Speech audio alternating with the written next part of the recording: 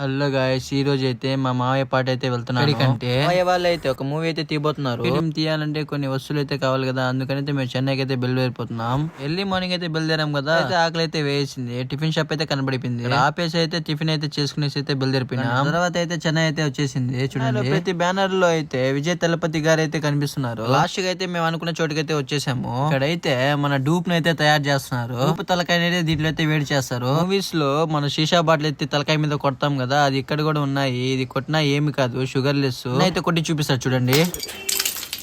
అన్నకైతే ఏం కాలేదు. అక్కడ నుంచి బయలుదేరి అయితే టీ తాగడానికి అయితే వచ్చేసాము. చెన్నైకి వచ్చాము కదా, నేను 2000 పెట్టి అడాప్టర్ అయితే తీసుకున్నాను. ఫోన్ అడాప్టర్ అయితే నాకైతే నెల కూడా రాలేదు. అందుకనేసి నేనైతే షోరూమ్ అయితే పోతున్నాను. చెన్నైలో మెట్రో పోవడానికి ఎంత బాగా కట్టున్నారు మీరే చూడండి. మాటలోనే అంట ఐఫోన్ షోరూమ్ అయితే ఉందంట. పార్కింగ్ అయితే పెట్టడానికి అయితే వెళ్ళిపోతున్నాము. బండి అయితే పార్కింగ్ లో అయితే పెడేసాము. మాల్ లోకి అయితే ఎంటర్ అయితే అయిపోయాము. ఎంటర్ అవగానే ఐఫోన్ షోరూమ్ అయితే వచ్చేసింది. షోరూమ్ లో అయితే పని అయితే అవ్వలేదు. నెక్స్ట్ వీడియో చెప్తాను.